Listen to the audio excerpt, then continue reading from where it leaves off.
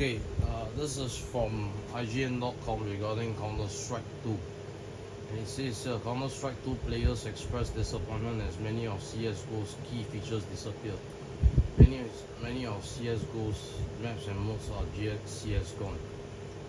After a surprise announcement earlier this year, Valve surprised players once again by suddenly releasing Counter-Strike 2 as an update to Counter-Strike Global Offensive on Wednesday after a long beta period. Along with several new gameplay aspects, Counter-Strike 2 brings a few major changes like weapon refunds and overhauled graphics to the model that helped its predecessor become one of the most played Steam games of all time. Unfortunately for quite a few players though, the original Counter-Strike Global Offensive was completely replaced by Counter-Strike 2 aside from being playable as an offline demo, which seems to be missing quite a few beloved features from the original game. Now players caught off guard are taking to Reddit and X/Twitter to share their concerns about the game's current state. Just hours after CS2's release, players began taking note of missing features. Reddit user Cosmic Trigger 01 compiled a list of larger aspects of CSGO that have mysteriously disappeared from CS2, which includes several competitive and movement maps, workshop maps, and entire game modes like Arms Race, Flying Scotsman, and Danger Zone. In the replies and across Twitter and Reddit, other players have now joined in on wondering where these modes went and if they will return. I played Arms Race so much, usually with a same group of guys who just happen to be at the same time as me. Reddit user the Arcarius Ambition commented, so many strangers turn friends and so many good times. It'd be a real shame if CS2 existed. As GamesRadar pointed out, some Arms Race maps were leaked, hinting at the potential return of the mode in the near future. Still, these players felt concerned that Valve took away these modes without warning. Aside from removed features, a small chunk of CS2's player base can't even access the game at all anymore. Valve also removed support for players on Mac, with no word on it if it will be re-added or not. Players have also raised issues about other technical features, including commands like the block animation changing CL_block,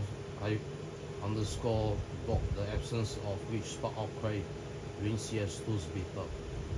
Other players have complained about CS2's servers. Valve opts CS2's take rate with a new system. Some international players have noted that the game service have led to an almost unplayable game in comparison to CSGO. My Asian and enemy Asian lag very hard and can't switch weapons sometimes, can't jump sometimes when I try to throw a grenade in there. There are a lot of lags like these. Reddit user Y Kuna, who mentioned that the playing from Central Asia posted. For its part, Valve has acknowledged the server issues, having hit server capacity in different regions. They say they are adding more server capacity as fast as possible. And this is the tweet. Turns out a lot of you want to play Counter-Strike 2. If you're having trouble finding a match, it's because we've hit server capacity in different regions. We're adding more server capacity as fast as possible. Thanks for your patience while this is being addressed. As with other Counter-Strike games, quite a few players also have felt Counter-Strike 2 just hasn't added enough new features since its beta version or since the original CSGO entirely.